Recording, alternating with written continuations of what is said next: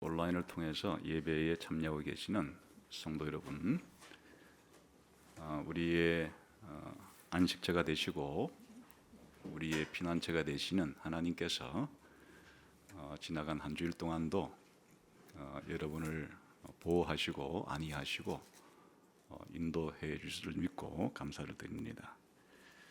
오늘은 시편 89편을 함께 살펴보도록 하겠습니다. 제가 원래 좀 설교를 시리즈로 별로 하는 편인데 4월 달에 국회의원 선거도 있고 해서 기독교인의 정치관, 성경이 말하는 정치관을 좀 공부하고 투표를 했으면 좋겠다, 그런 생각에 성경적 정치관에 대해서 시리즈로 설교를 하려고 계획했는데 예상치 않게 코비드-19 중국발 우한 폐렴이 창궐하는 바람에 예배를 함께 모여서 드릴 수도 없고 가정에서 드릴 수밖에 없는 이런 상황에서 시편 속에서 이런 시기를 우리가 어떻게 극복해가고 또 지내갈 수 있는가, 또 기도해야 되는가 하는 것들을 살펴보기 위해서 급작스럽게 본문을 시편 88편을 처음에 택했습니다. 시편 88편이 우리가 살펴본 것처럼 한 개인이 아주 극심한 그 위기, 특별히 아주 견디기 힘든 그런 질병을 앓고 있는 상황 속에서 하나님께 부르짖는 그런 기도를 우리가 살펴보았습니다. 그리고 이제 그냥 한 주간 하고 그만둘라 그랬는데 또 계속 이게 이어지니까 그래서 이럴 때 하나님이 보호해 주신다고 하는 이런 그 전쟁의 위험과 전염병의 위험 가운데서도 하나님은 자신의 백성을 보호해 주신다고 하는 시편 91편을 또 생각을 해 보았습니다. 그러다가 그런 하나님의 피난처 되심과 하나님의 보호하심이 좀 더 튼튼한 그런 기초를 가지고 있는 시편 90편을 보게 되었고, 이제 오늘은 89편을 보게 되어 순서가 원래 계획을 했더라면 앞에서부터 차근차근 나갔을 텐데 이런 이제 상황 속에서 성경 본문을 택하다 보니까 시편의 그 내용이 앞뒤로 이렇게 자꾸 왔다 갔다 하면서 살펴보게 되었습니다. 그런데 지금 계속해서 시편 88편, 89편, 시편 90편, 91편 요 네 개에 연결되어서 지금 살펴보고 있는데요. 이것이 아주 이제 밀접한 관련이 있기 때문에 그렇습니다. 원래 시편은 150편으로 되어 있죠. 150개의 시로 되어 있습니다. 근데 이제 이 150개의 시가 최종적으로 이제 묶어서 편집을 할 때 5권의 시집으로 나누었다 그랬죠. 그러니까 이제 이 시편은 5권의 시집으로 묶은 것을 다시 전체적으로 묶어 놓은 겁니다. 그래서 이제 1권은 41편까지 41개의 시를 모아 놓은 것이고, 2권은 42편부터 72편까지 31개의 시를 모아 놓은 것이고, 3권은 73편부터 지금 오늘 보는 89편까지 17개의 시를 모아 놓은 겁니다. 그리고 이제 4권은 90편부터 106편까지 17권의 시를 모아 놓은 것이고, 마지막 5권은 107편부터 150편까지 44개의 시를 모아 놓은 것입니다. 그러니까 지금 우리가 살펴본 게 그 한 권의 시작이거나 한 권의 끝이거나 거기에 해당되는 그런 시라는 것을 알 수가 있습니다. 대략적으로 이제 그 1, 2권은 다윗 왕정 시대 때 주로 쓰여진 그런 배경을 가지고 있고, 3권과 4권은 바벨론 포로 시대를 배경으로 하는 시들이 많습니다. 그리고 이제 5권은 바벨론 포로 이후의 시니까 대개 150편의 시들을 이렇게 이제 누군가가 최종적으로 다 모아가지고 편집을 할 때 이런 나름대로는 어느 정도는 그런 이제 생각들을 가지고 그렇게 시편을 모아서 이제 제일 앞에다가 서론으로 1, 2편을 배치하고 제일 끝에 결론으로 150편을 배치하면서 대략적인 순서는 그런 왕정 시대와 또 포로 시대와 포로 이후 시대를 나름대로 배경을 할 수 있도록 그렇게 시를 만들어 놓았습니다. 그렇다면 이런 이제 시편의 역사적인 배경 가운데 시편 89편은 바로 이 3권의 제일 끝에 있는 시예요. 그리고 시편 88편은 3권의 제일 끝에 있는 것이 바로 그냥 묶여서 이제 88편, 89편이 끝에 있는 거고, 또 우리가 살펴보았던 90편과 91편은 4권의 또 제일 처음에 있는 두 편의 시예요. 이게 다 연결이 되어 있습니다. 어떻게 연결되어 있는가 하니까 지금 이 3권과 4권의 시대적인 그런 배경과 분위기가 어느 시대라 그랬습니까? 바벨론 포로 시대를 배경으로 하는, 그러니까 아주 이스라엘 백성으로서는 견디기 힘든 그런 위기와 고통과 그런 환란의 시기를 나름대로 배경으로 하고 있는데, 그 중에서도 3권의 끝이 아주 고통스러운 두 편의 시로 마감을 하는 것이에요. 그러니까 시편 88편은 개인의 극심한 고통 속에서 하나님께 부르짖는 그런 기도고, 이 89편은 개인의 극심한 위기가 아니라 국가의 극심한 위기. 국가의 극심한 위기가 뭐겠습니까? 나라가 망하는 그런 국가의 극심한 위기 속에서 지내면서 하나님께 부르짖는 기도예요. 그러니까 3권의 끝이 개인의 극심한 고통 속에서 하나님께 부르짖고, 국가의 극심한 고통 속에서 하나님께 부르짖는 그런 아주 고통의 시기, 어려운 시기, 그런 시기에 개인적으로나 또 공동체를 생각하면서 하나님께 부르짖는 그런 하나님의 백성들에 대한 기도로 이제 3권이 마감을 하는 겁니다. 그런데 이런 하나님께 드리는 고통에 처해서 하나님께 부르짖고 기도할 때 성도들은 마냥 불안해하거나, 또 성도들은 이런 기도를 드리면서 그렇게 공포에 떨면서 하지는 않아요.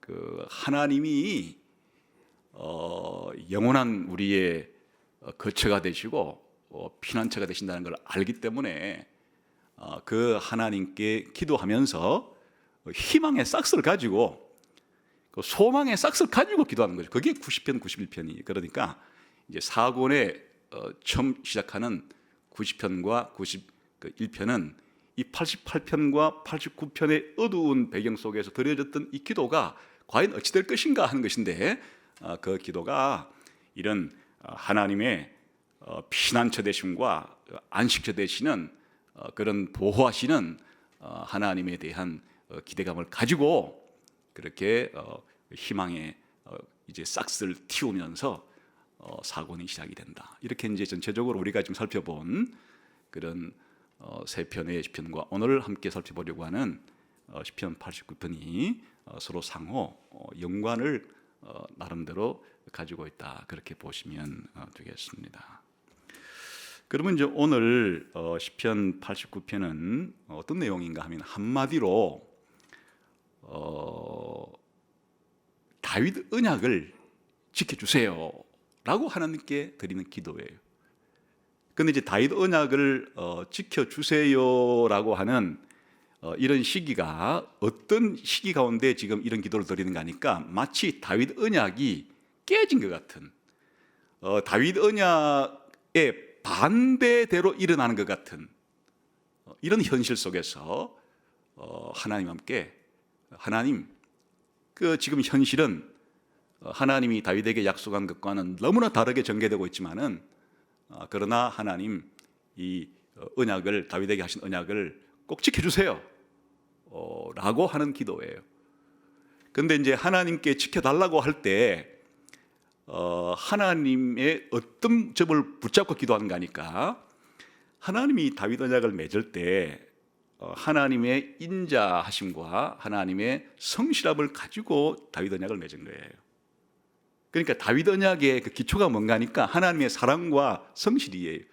하나님의 사랑으로 이 언약을 맺고 하나님의 성실로 이 언약을 지키겠다고 약속하신 것이 다윗 언약이니까 이제 하나님께 다윗 언약을 지켜주세요라고 이렇게 기도를 드릴 때 그 기초는 뭔가 하니까 하나님의 사랑을 믿고 하나님의 성실하심을 믿고 하나님의 이 사랑과 성실하심의 기초가 되어 있는 이 다윗 언약을 하나님 지켜주십시오라고 이렇게 기도하는 것이 이 시편 89편의 주제가 되겠습니다. 그래서 이제 이런 그 내용을 어떻게 그렇게 시로 구성을 됐는가 하니까 이 시편 89편의 구조는 여러 가지로 분석이 가능하지만 한 네 가지 네 부분으로 그렇게 분류를 해보면 내용 파악에 이해가 잘 됩니다. 우선은 1절부터 4절까지는 이 시편 전체의 서론에 해당됩니다. 한번 같이 읽어보겠습니다. 1, 2절 시작. 내가 여호와의 인자하심을 영원히 노래하며 주의 성실하심을 내 입으로 대대에 알게 하리이다. 내가 말하기를 인자하심을 영원히 세우시며 주의 성실하심을 하늘에서 견고히 하시리라 하였나이다. 지금 그러니까 주로 이제 무슨 내용입니까? 하나님의 인자하심과 성실하심을 노래하겠다, 그런 내용이죠. 그 다음에 3, 4절 시작. 주께서 이르시되 나는 내가 택한 자와 언약을 맺으며 내 종 다윗에게 맹세하기를 내가 네 자손을 영원히 견고히 하며 내 왕위를 대대에 세우리라 하셨나이다. 이건 뭡니까? 다윗 언약을 지금 요약해 놓은 거죠. 그러니까 이제 이 서론 안에 이 시편 전체 내용이 요약이 되는 겁니다. 아까 말한 것처럼 이 시편 전체의 가장 중요한 내용은 다윗 언약이에요. 근데 다윗 언약의 기초가 뭐라 그랬습니까? 하나님의 인자하심과 성실하심입니다. 1, 2절은 하나님의 인자하심과 성실하심을 말하고 3, 4절은 그의 기초에서 만들어진 다윗 언약을 말하는 게 이 시편 전체 89편 주제예요. 그럼 이제 두 번째 단락은 5절부터 18절까지인데 이 서론 중에서 뭐를 확대하는가 하니까 하나님의 그 인자하심과 성실하심을 더 이제 확대시키는 거예요. 그게 5절부터 8절까지입니다. 그러니까 하나님의 위대하심과 하나님의 성품을 중심으로 지금 찬양을 드리는 겁니다. 한번 읽어봅시다. 시작. 여호와여 주의 기이한 일을 하늘이 찬양할 것이요 주의 성실도 거룩한 자들의 모임 가운데서 찬양하리이다. 무릇 구름 위에서 능히 여호와와 비교할 자 누구며 신들 중에서 여호와와 같은 자 누구리까? 하나님은 거룩한 자의 모임 가운데서 매우 무서워할 이시오며 둘러있는 모든 자 위에 더욱 두려워하실 일이다. 여호와 만군의 하나님이여 주와 같이 능력 있는 이가 누구리까?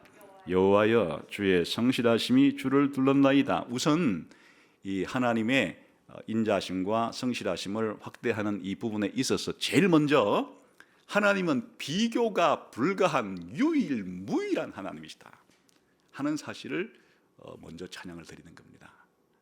천사들에 둘러싸여 가지고 천사들로부터 찬양을 받으시는 그 하나님은 이 우주에서 이런 천사들로부터 찬양을 받으시는 하나님과 비교할 수 있는 존재는 그 아무도 없다 하는 하나님의 위대하심을 먼저 이렇게 이제 찬양을 하는 거죠. 그 다음에는 하나님의 이 사역에 대해서, 하나님의 창조와 구속 사역에 대해서 또 찬양합니다. 9절부터 12절 시작. 주께서 바다의 파도를 다스리시며 그 파도가 일어날 때에 잔잔하게 하시나이다. 주께서 라합을 죽임당한 자같이 깨뜨리시고 주의 원수를 주의 능력의 팔로 흩으셨나이다. 하늘이 주의 것이요 땅도 주의 것이라. 세계와 그 중에 충만한 것을 주께서 건설하셨나이다. 남북을 주께서 창조하셨으니 다벌과 헤르몬이 주의 이름으로 말미암아 절구하니이다. 하나님이 창조하신 이 창조물들이 이제는 또 하나님을 찬양하는 하나님의 위대한 사역을, 하나님의 위대한 사역으로 지원받은 피조물들이 찬양하고 있는 그런 찬양을 지금 부르고 있죠. 그 다음에 이제 하나님의 성품에 대해서 찬양합니다. 13, 14 시작. 주의 팔에 능력이 있사오며 주의 손은 강하고 주의 오른손은 높이 들리우셨나이다. 의와 공의가 주의 보좌의 기초라. 인자함과 진실함이 주 앞에 있나이다. 하나님의 능력, 하나님의 의와 공의, 하나님의 인자심과 성실하심을 그렇게 노래함으로써 아까 1, 2절에 있던 내용을 더 광대하게 자세하게 그렇게 풀어서 확대해서 찬양하는 것을 볼 수 있습니다. 그럼 이제 세 번째 이 3년 그러니까 단락 세 번째 예는 19절부터 37절까지인데 이거는 이제 그대로 다윗 언약의 내용을 아까 3, 4절의 내용을 더 확대하고 다윗 언약의 내용을 더 풀어서 이제 설명하는 겁니다. 한번 19절부터 읽어보겠습니다. 시작. 그때에 주께서 환상 중에 주의 성도들에게 말씀하여 이르시기를 내가 능력 있는 용사에게는 돕는 힘을 더하며 백성 중에서 택함 받은 자를 높였으되 내가 내 종 다윗을 찾아내어 나의 거룩한 기름을 그에게 부었도다. 내 손이 그와 함께하여 견고하게 하고 내 팔이 그를 힘있게 하리로다. 원수가 그에게서 강탈하지 못하며 악한 자가 그를 곤고하게 못하리로다. 내가 그의 앞에서 그 대적들을 박멸하며 그를 미워하는 자들을 치려니와 나의 성실함과 인자함이 그와 함께 하리니 내 이름으로 말미암아 그의 뿔이 높아지리로다. 내가 또 그의 손을 바다 위에 놓으며 오른손을 강들 위에 놓으리니 그가 내게 부르기를 주는 나의 아버지시요 나의 하나님이시요 나의 구원의 바위시라 하리로다. 내가 또 그를 장자로 삼고 세상 왕들에게 지존자가 되게 하며 그를 위하여 나의 인자함을 영원히 지키고 그와 맺은 나의 언약을 굳게 세우며 또 그의 후손을 영구하게 하여 그의 왕위를 하늘의 날과 같게 하리로다. 만일 그의 자손이 내 법을 버리며 내 규례대로 행하지 아니하며 내 율례를 깨뜨리며 내 계명을 지키지 아니하면 내가 회초리로 그들의 죄를 다스리며 채찍으로 그들의 죄악을 벌하리로다. 그러나 나의 인자함을 그에게서 다 거두지는 아니하며 나의 성실함도 패하지 아니하며 내 언약을 깨뜨리지 아니하고 내 입술에서 낸 것은 변하지 아니하리로다. 내가 나의 거룩함으로 한번 맹세하였은즉 다윗에게 거짓말을 하지 아니할 것이라. 그의 후손이 장구하고 그의 왕위는 해같이 내 앞에 항상 있으며 또 궁창의 확실한 정인인 달같이 영원히 견고하게 되리라 하셨도다. 이게 이제 아까 3, 4절의 내용을 좀 더 확대해서 지금 말하고 있는 겁니다.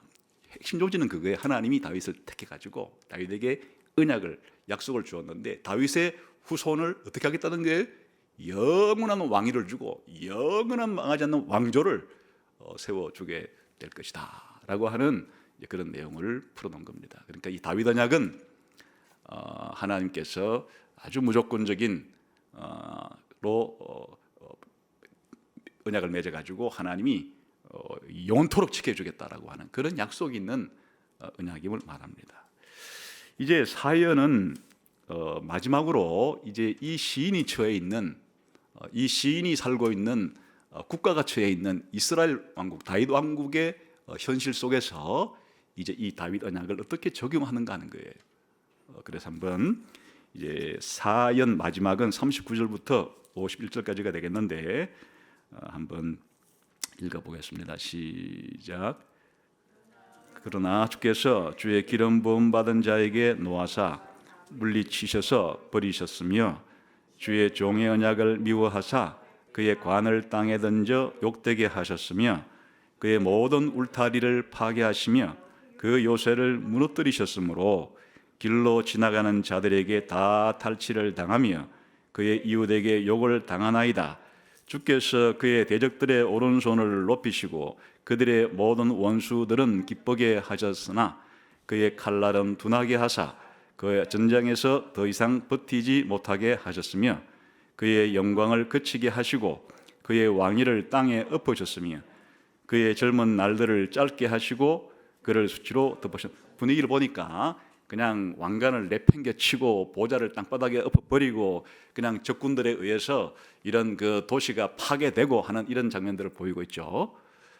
그래서 마치 다윗의 언약이 다윗 왕의 후손들을 영구히 세워주겠다고 한 약속인데 현실은 다윗 왕조가 완전히 이렇게 파괴되고 몰락하는 듯한 이런 이제 현실을 처하게 된 겁니다. 그랬을 때 이제 마지막으로 어떤 기도를 드리는가 하는 게 그 다음번에 나오는 거예요. 46절부터 시작. 여호와여 언제까지니까 스스로 영원히 숨기리이까 주의 노가 언제까지 불붙듯 하시겠나이까 나의 때가 얼마나 짧은지 기억하소서. 주께서 모든 사람을 어찌 그리 허무하게 창조하셨는지요. 누가 살아서 죽음을 보지 아니하고 자기의 영혼을 소울의 권세에서 건지리까. 주여 주의 성실하심으로 다윗에게 맹세하신 그 전에 인자하심이 어디 있나이까. 주는 주의 종들이 받은 비방을 기억하소서.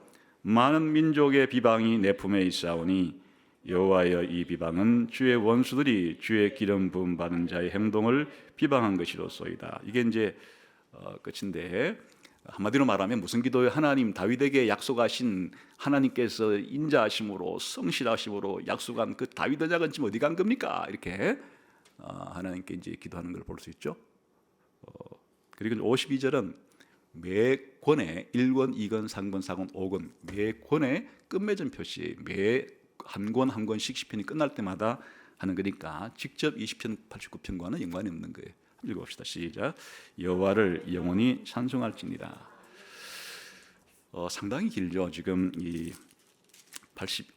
51절로 되어 있는 시편 80편 상당히 긴 시입니다. 그러나 이제 이렇게 보니까 주제는 선명하죠. 주제는 다윗 언약과 하나님의 인자하심과 성실하심이 주제예요. 하나님의 성실하심과 다윗 언약이 주제예요.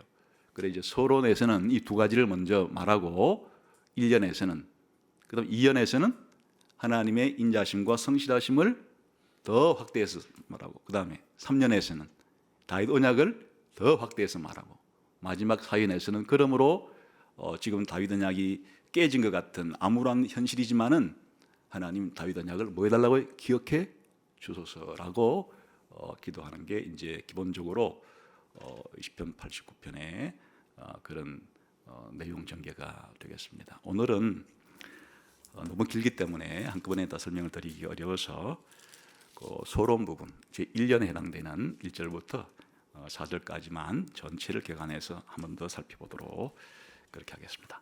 같이 한번 1절 읽겠습니다. 시작. 내가 여호와의 인자하심을 영원히 노래하며 주의 성실하심을 내 입으로 대대에 알게 하리이다. 여러분 이거 굉장히 놀랍지 않아요?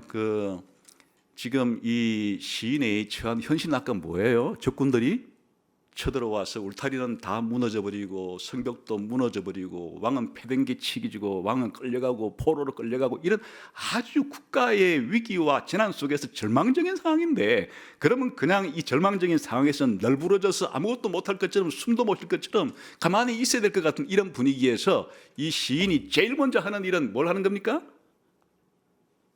하나님을 찬양하겠다는 거예요. 나는 내 입을 가지고 하나님을 찬양하겠다.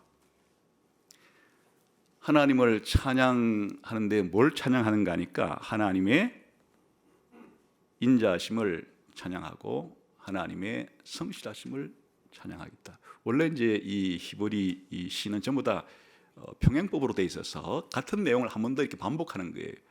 그러니까 내가 여호와의 인자하심을 영원히 노래하며 여호와의 인자하심에 해당되는 게 또 주의 성실하심을 내 입으로 찬양하며 이렇게 하는 말과 같은 것이 또 이제 한편은 찬양한다고 되어 있고 한편은 또 전한다는 말로 되어 있어요. 그러니까 발전이 되는 거죠. 그러니까 이런 어려운 정말 절망스러운 그 상황 속에서 이 절망에 압도당해 가지고 이렇게 있지를 않고 이런 상황 속에서 자기 입으로 하나님의 사랑을 찬양하겠고 하나님의 성실을 말하겠다 이렇게 하는 것이에요. 이게 기독교인이에요. 하나님 백성이에요. 우리가 하나님을 찬양하거나 하나님을 다른 사람에게 전할 때 모든 상황이 꽃길을 걷는 것 같고 그냥 모든 상황이 너무나 잘 풀리고 이 세상이 정말 천국 같은 그런 상황이어서만 하나님의 사랑을 노래하고 하나님의 성실을 노래하는 게 아니라 하나님의 백성들은 이 세상을 살아가는 동안에 그와는 정반대와 같은 전란이 휩싸있고 전염병이 창궐하고 있는 이런 시기를 지나면서도 하나님의 백성들은 하나님의 사랑을 노래하겠고 하나님의 성실을 내가 말하겠다, 이렇게 할 수 있는 사람들이 신자들이다, 하나님의 백성들이다 하는 것을 알 수가 있습니다. 이것도 말해요, 그냥 한번 욱하는 마음에 내가 하나님의 사랑을 찬양하겠고 내가 하나님의 성실을 다른 사람한테 전하겠다 하는 게 아니에요. 언제까지 하겠다고요? 그냥 영원히. 내가 이 세상에 살아있는 동안만 아니고 사실은 이후에 영원 무궁토록 나는 하나님의 사랑과 하나님의 성실을 노래하고 말하겠다, 찬양하겠다, 감사하겠다. 이것이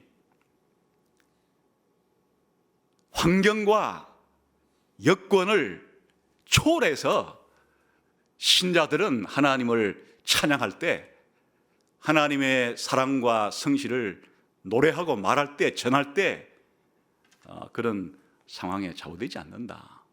왜 그런가?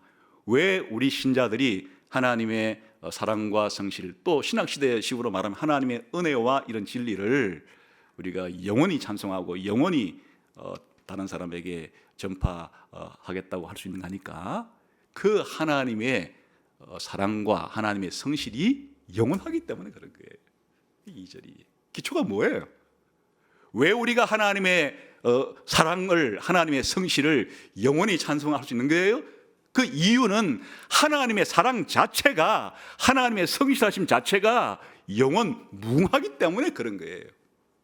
2절을 봅시다. 시작.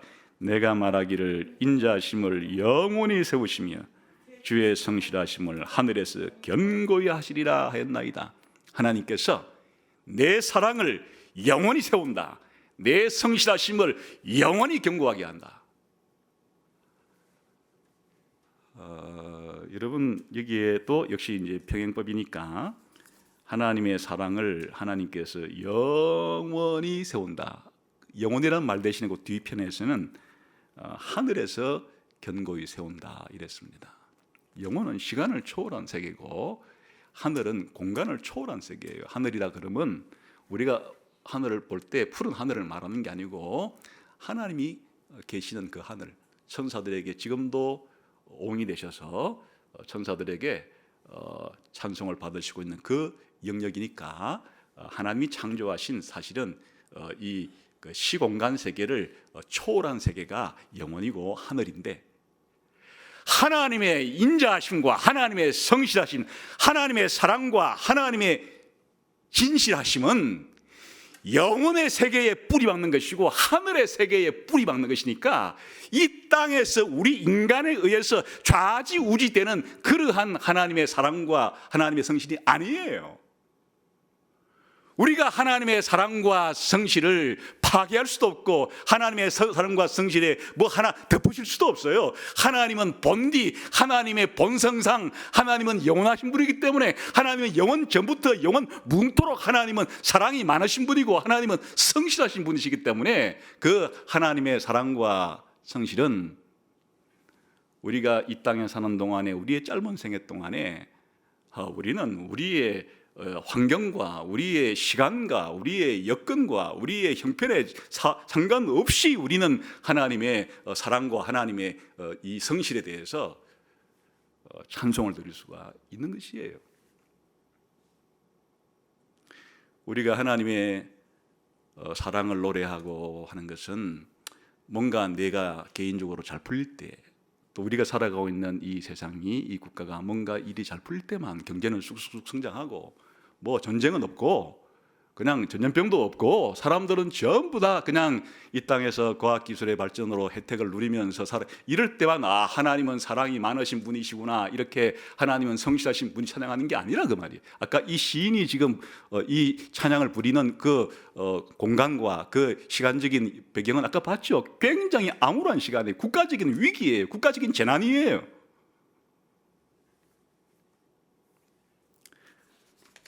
하나님을 우리가 예배할 때, 하나님을 찬양할 때, 다른 사람에게 하나님을 전파할 때,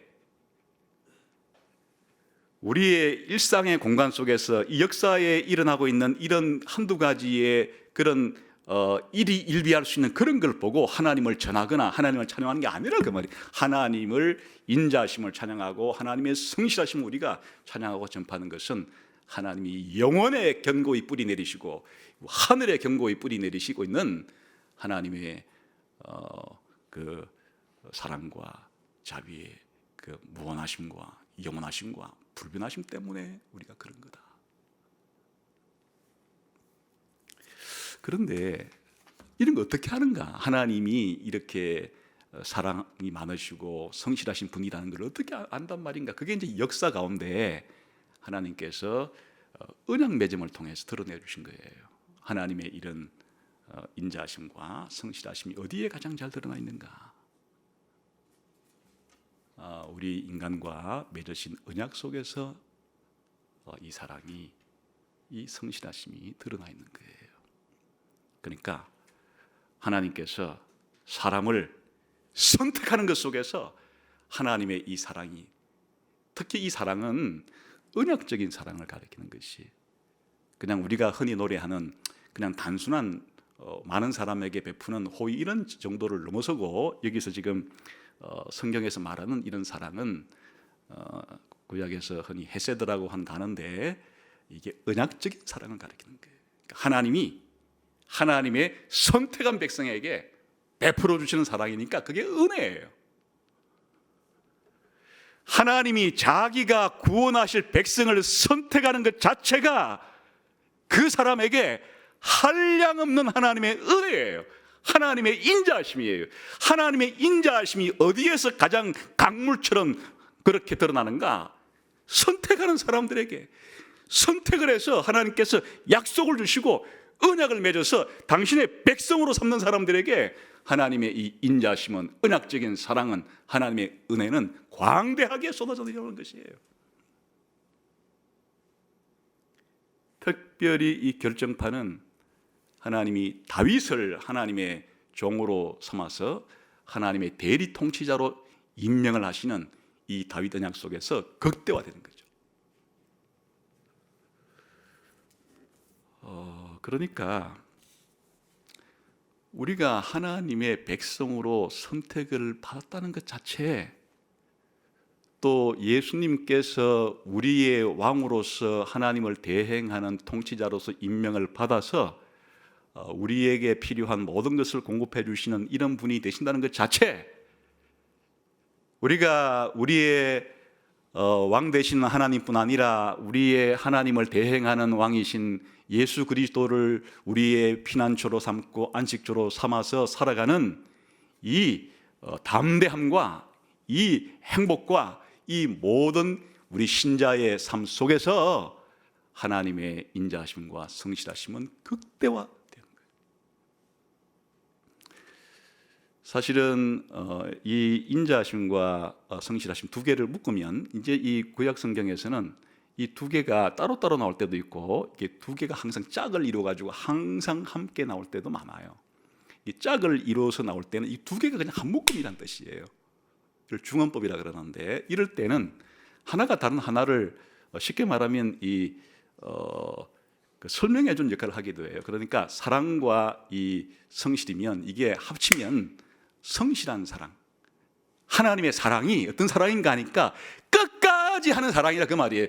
하나님의 사랑을 중도에 포기하는 게 아니라 하나님이 언약적인 사랑을 베풀 때 하나님께서 이 사랑을 주시겠다는 백성을 선택을 하면 하나님께서는 성실하심으로 끝까지 이 사랑을 지키시고 끝까지 이 사랑을 완성시키시고 마는 게 성실하심이에요.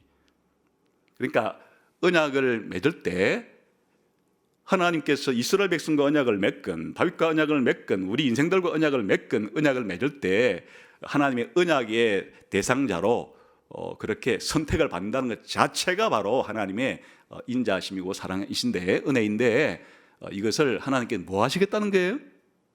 중간에 포기하지를 않고 하나님의 성실하심으로, 신실하심으로 끝까지 이 언약을 하나님께서 그렇게 지키시고 완수하시고 완성시키신다는 두 개를 묶어놓은 것이, 두 가지 중에서 어느 한 가지도 해도 감격스러운 일인데 두 가지가 결합될 때 더 놀랍고 감격스러운 거죠. 그래서 우리가 직면하고 있는 개인적인 어려움이건 혹은 국가적인 어려움이건 아니면 교회 공동체가 가지고 있는 세계 교회가 겪고 있는 어려움이든지 간에 그 어려움을 넘어서서 먼저 이 전망이 있어야 되는 거예요. 영원하신 하나님, 영원히 사랑과 성실하심을 가지시고 영원 무궁토록 경배받으시기에 찬송받으시기에 합당하신 영원하신 하나님이 계시고, 그 하나님이 인간의 역사 가운데 인간의 역사를 시작하시고 인간의 역사를 전개하시고 인간의 역사를 완성하실 때 하나님은 언약 맺음을 통해서 자신의 이 사랑과 자신의 이 신실하심을 극대화시켜서 우리들에게 보여주고 계신다. 지금도 그렇다. 형편이 좋을 때만 그런 게 아니고 그렇지 않을 때도 그렇다 하는 사실에 대한 생각이 있어야 우리가 하나님 앞에 이 어려운 시기를 속히 면하게 해주십시오, 하나님 긍휼을 부어 주십시오라고 기도할 때도 담대하게 기도할 수가 있는 것이. 그래서 이제 사실 그 하나님의 그 인자하심과 이런 성실하심은 영혼에 견고히 뿌리를 내리고 있지만, 아까 역사 가운데서 이렇게 특히 다윗 언약을 통해 드러난다고 그랬잖아요. 한번 좀 이 시편 89편은 사실은 이 인자와 성실이라고 하는 이 단어가 짝을 이루어서 7번이나 반복이 돼. 그러니까 이게 주제라는 얘기죠. 한번 볼까요? 1절 다시 봅시다. 시작. 내가 여호와의 인자하심을 영원히 노래하며 주의 성실하심을 내 입으로 대대히 알게 하리이다. 인자하심과 성실하심이 결합돼서 한번 나오죠. 그 다음에 2절 시작.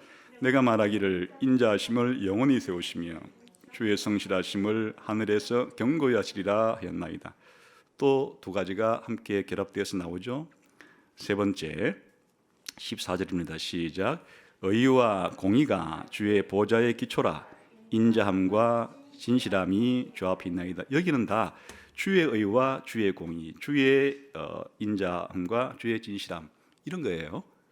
근데 여기에서는 이제 좀 더 발전해 가지고 하나님이 가지고 계시는 하나님이 어떤 분인가라고 말할 때 하나님의 지금까지 그 인자하심과 성실하심을 영원 전부터 뿌리 내렸다고 그랬는데 다른 한 가지를 지금 소개해주고 결합시키고 있어요. 뭐와 결합되어 있어요? 인자와 성실이 의와 공의와 결합되어 있어요. 그러니까 하나님의 보좌의 기초는 뭐라고요? 하나님의 의와 공의다. 하나님이 우주를 창조하고 이 창조한 이 자연 세계를 다스리시고 하나님이 인간을 창조하시고 이 인간의 역사를 다스리시는 이 모든 하나님의 통치와 다스림의 이 뿌리가, 기초가 뭐라고요? 하나님의 공의, 하나님의 정의가 이 모든 것의 기초다. 근데 그것만 있는 게 아니고 여기에 하나님의 인자하심과 성실하심이 이것과 연결되었다 그 말이에요. 또 다른 기초는 뭔가 하니까 하나님의 인자하심과 성실하심이.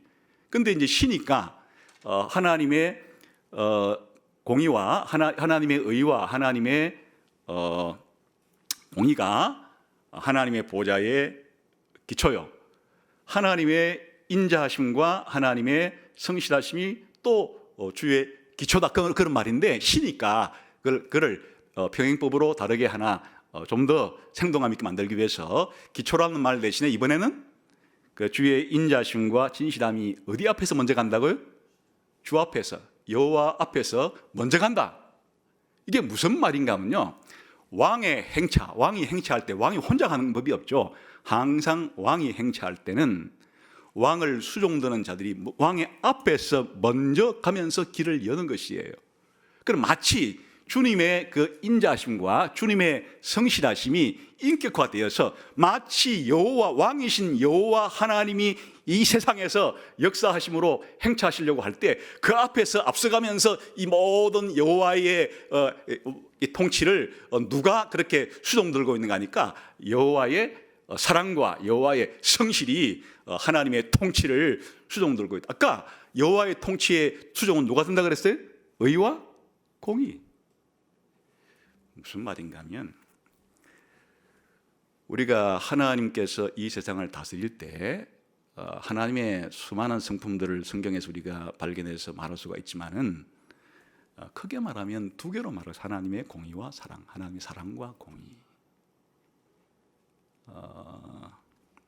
공의는 행한 대로 갚는 거예요. 하나님이 눈에는 눈, 이에는 이, 이게 공의의 원칙이에요. 하나님께서 행한 대로 갚으시는 그게 공의죠.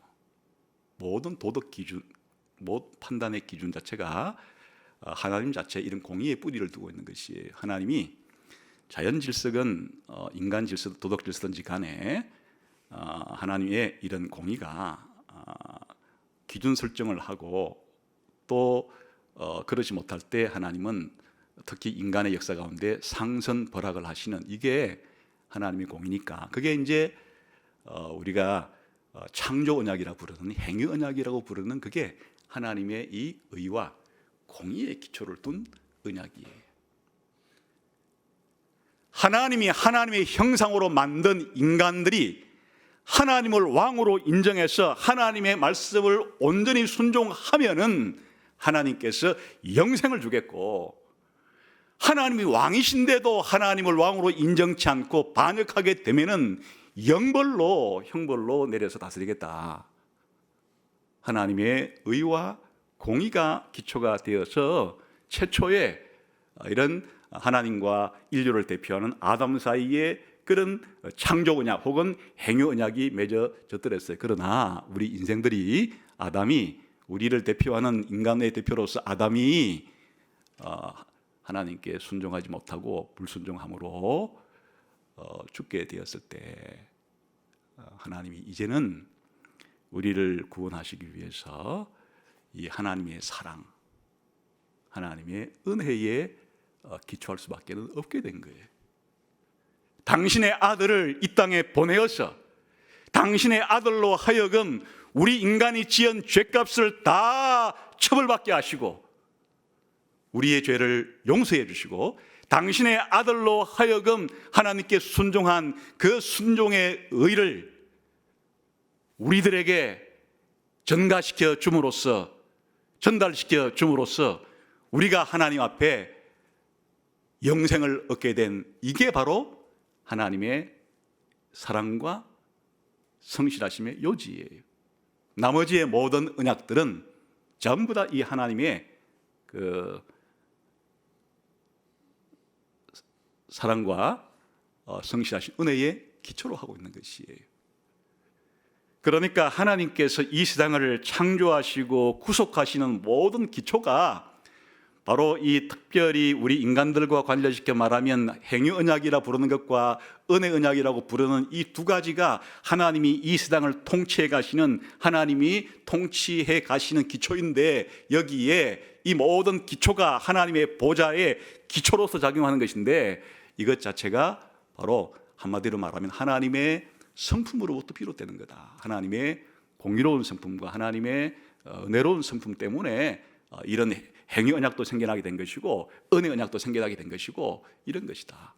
그래서 여기서 우리가 한 가지 살펴볼 것은 하나님의 이 인자와 성실을 생각할 때 그 짝이 되는 하나님의 의와 공의와 함께 생각해야 된다는 것이 두 가지가 다 하나님의 기초에 있다는 것을 하는 것이. 그런데 이제 특별히 다윗에게 언약을 맺어서 하는 이것은 어디에 하는가니까 당연히 그 기초는 의와 공의의 기초를 두지만은 이제 하나님께서 뭘 아까 주시는 거예요? 사랑과 성실하심으로 다윗 언약을 맺게 되는 것이에요. 은혜 언약을 맺게 되는 것입니다. 우리 한번 그 다음에 24절을 봅시다. 시작. 나의 성실함과 인자함이 그와 함께하리니. 이게 뭐예요? 지금 이제 하나님이 다윗 언약을 맺으면서 다윗에게 약속해 줄 때 하나님의 뭐가 지금 기초가 되고 있다는 거예요? 하나님의 인자심과 하나님의 성실하심이 기초가 되어서 내가 지금 다윗을 선택해 가지고 다윗에게 지금 약속을 해주고 있는 것이다. 그러니까 다윗이 이걸 잘 알죠. 자기가 이스라엘 백성이 된 것도 그러하거니와 이스라엘 백성 사이에 이새의 집안에 태어나가지고 목동으로 있다가 하나님께서 이새의 집안을 택하시고 그것도 8 형제 가운데서도 막내인 자기를 선택해서 이스라엘의 왕으로 세우신 이것이 무슨 뭐 이스라엘 백성이 잘해서 그랬어요? 다윗이 잘해서 그랬어요? 다 이건 하나님이 뭐예요? 하나님의 은혜죠. 하나님의 인자하심이죠. 하나님이 이스라엘 백성을 선택한 것도 하나님의 인자하심이거니와 다윗을 왕위에 올리시고 또 다윗의 후손에게 영구한 왕위를 주겠다고 하시는 것도 다 하나님의 인자하심으로 된 거다. 근데 이거를 한번 약속만 했다가 내팽개친다는 것이 아니에요. 어떻게 하시겠다고요? 반드시 끝까지 지켜주시겠다는 게 성실하심이에요. 하나님이 다윗을 대하실 때 하나님 이렇게 다윗을 대하는 거예요. 인자하심과 성실하심으로 다윗을 대하는 거예요. 하나님이 하나님 백성을 대할 때 하나님은 은혜와 진리로 대하시는 거예요. 사랑과 성실로 대하시는 거예요. 언약적인 사랑으로 대하시는 거예요. 이게 다윗의 경우에 대표로 나타난 거예요. 그렇죠? 그 다음에 28절 시작. 그를 위하여 나의 인자함을 영원히 지키고 그와 맺은 나의 언약을 굳게 하면. 그러면 이게 적용은 뭡니까? 아까 인자함과 성실하심이 하나는 은혜로움을 강조하는 데 있고 또 하나는 영구함을 견고히 지킨다는 뜻을 하고 있는 거니까 하나님이 약속한 다윗 언약 절대로 하나님 뭐 하지 않겠다고요? 폐기하지 않고 없애버리지 않고 깨지 않고 반드시 내가 이거를 이 다윗에게 한 약속만큼 뭐 하신다는 거예요? 지켜주신다는 걸 또 한번 강조하는 거예요. 그래서 그 다음에 이제 감격스러운 게 나오는 게 33절 시작.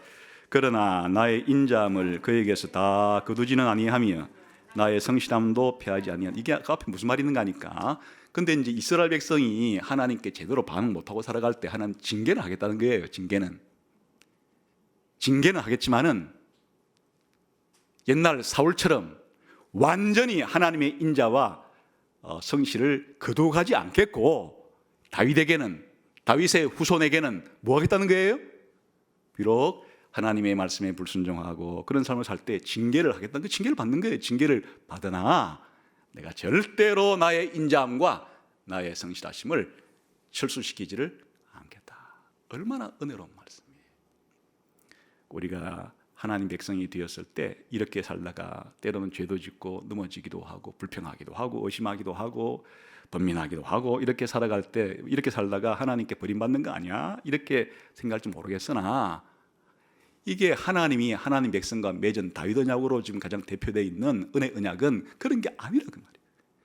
잠시 우리가 하나님께 불순종할 때 징계는 하겠으나 회초리는 되겠으나 그러나 그를 영원히 멸망에 빠뜨리지는 않겠고 다시 내가 끝까지 그를 붙잡아서 영원한 하나님의 나라까지 안전하게 인도할 거다 하는 게 이 다윗 언약에서 드러난, 특히 은혜 언약에서 드러난 그런 것이다. 그런 말.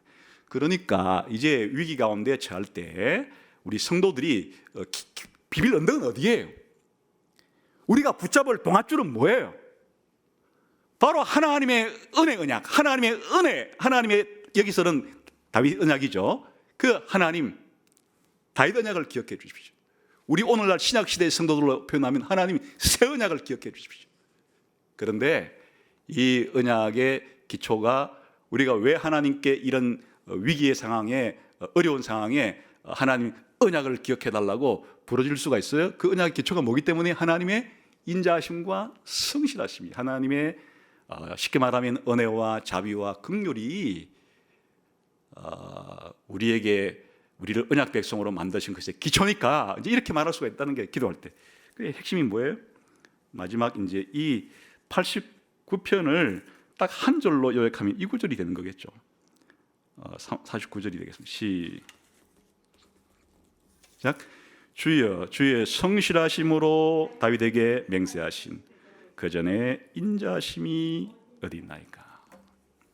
하나님, 제발 다윗 언약을 기억해 주세요. 지금 현실은 다윗 언약이 다 무너진 것 같습니다. 다윗 언약이 마치 없는 것 같습니다. 아니, 다윗 언약과 정반대되는 것 같은 상황입니다. 그렇지만은 하나님이 다윗에게 언약을 맺으실 때 그건 하나님의 인자하심과 하나님의 성실하심에 기초한 것이 아닙니까? 하나님이 반드시 영원 뭉토록 지키시겠다고 약속한 것이 바로 이 언약이 아닙니까? 그러므로 이 언약을 기억해 주소서, 이 언약을 지켜 주소서 라고 기도한다. 물론 이 기도는 어디서 이제 완전히 성취가 돼요?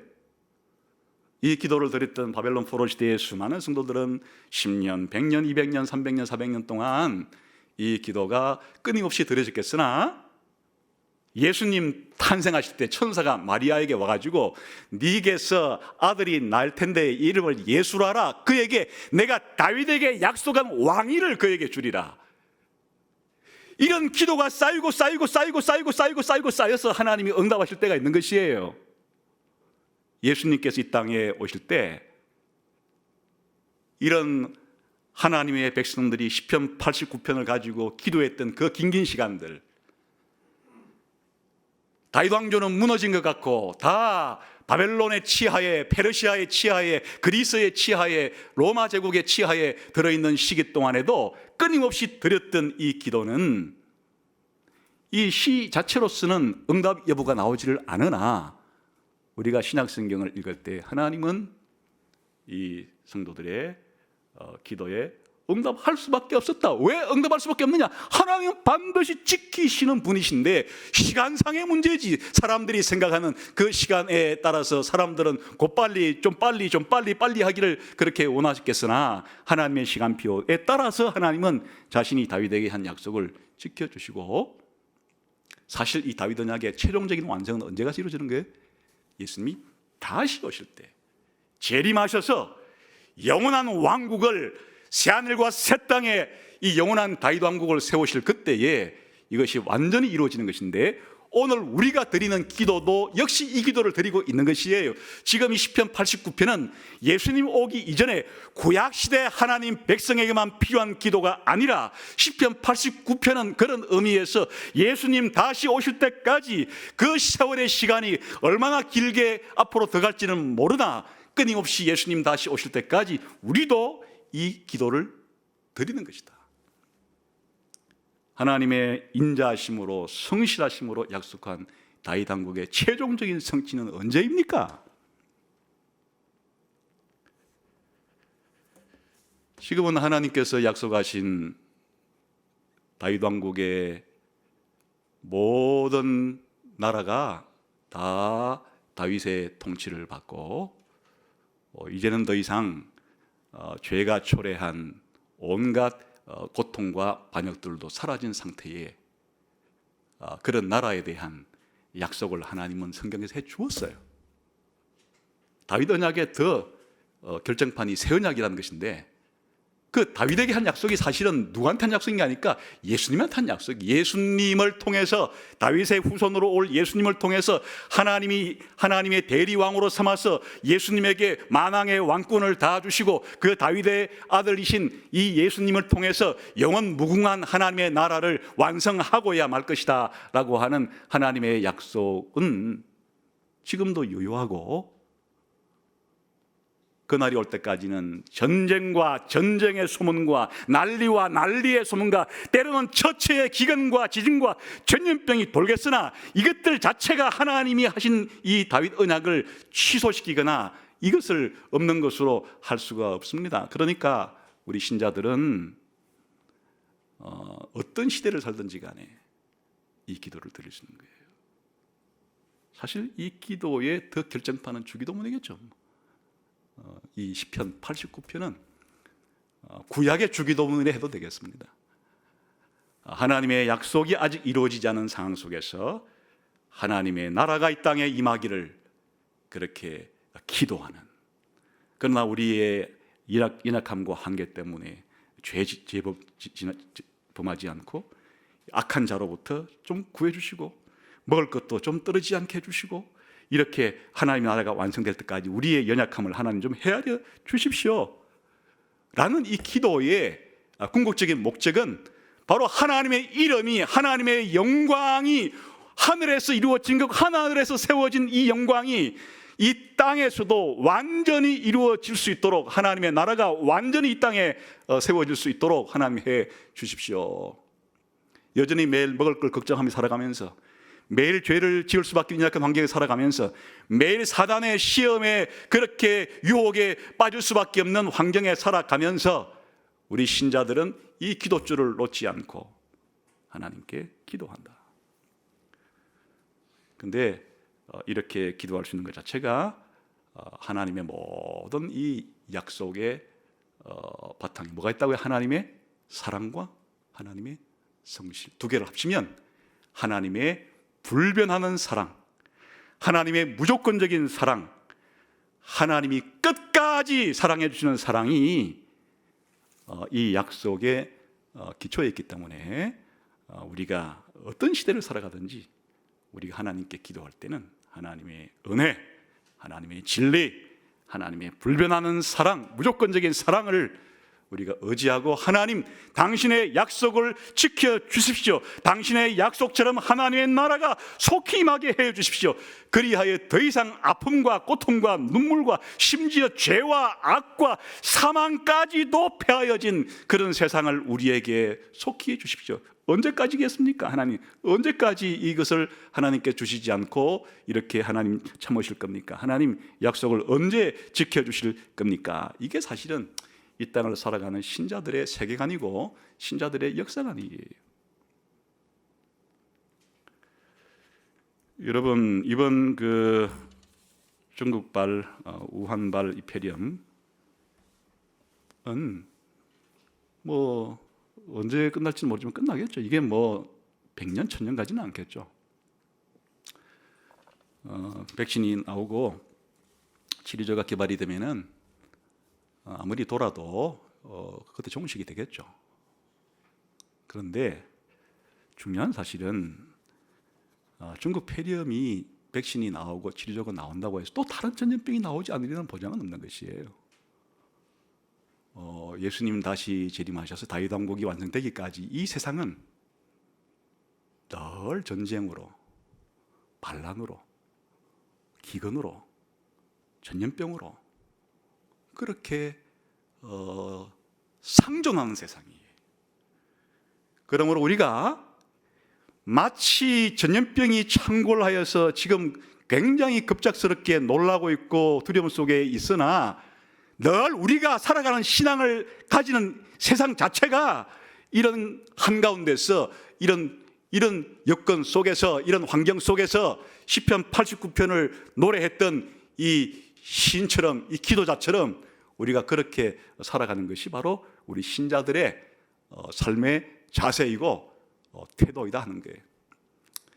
단 다른 것과는 달리 전염병은 다른 사람을 옮길 수가 있어서 잠시 이렇게 공적으로 모이는 자리를 좀 피하고는 있으나 이런 전염병이 이번에 물러간다고 해서 이 땅에서 또다시 완전 종식될 것은 아니고 주님의 나라가 다윗 언약이 최종적으로 완성될 때까지는 이런 일들이 늘 이 땅에 상존해 있을 것이라고 하는 사실을 기억하고 우리가 이 모든 것을 넘어서서 하나님께서 이런 것 자체가 아예 없어지는 그런 세상은 이 다윗 언약이 최종적으로 완성된 그때가 우리가 기대하는 더 이상 이런 질병 자체가 존재할 수 없는 그런 세상을 하나님은 약속해 주셨고 하나님의 때에 하나님 방식으로 이것이 올 것이다, 우리가 어느 때인지 어떤 방식으로인지는 모르지만은 그렇다고 해서 우리가 널브러질 필요는 없고 하나님의 이 절대불변한 약속을 붙잡고 매일매일 우리가 해야 될 그런 일상의 삶들과 예배하는 삶들과 우리의 삶들을 주님 오실 때까지, 내가 죽을 때까지 견지하면서 살아가는 사람들의 기도가 시편 89편의 기도다, 그런 말이죠. 이 기도가 이제 여러분의 기도가 되시기를 주님의 이름으로 축원합니다. 기도하겠습니다. 하나님 아버지, 감사합니다. 오늘 이 시편 89편을 통해서 하나님의 은혜와 진리, 하나님의 사랑과 성실하심의 영원함과 위대함을 의지하고 우리가 어려운 역경의 시기를 잘 통과해 갈 수 있도록, 승리할 수 있도록 모든 성도들에게 은혜를 주옵소서. 예수님 이름으로 기도하옵나이다.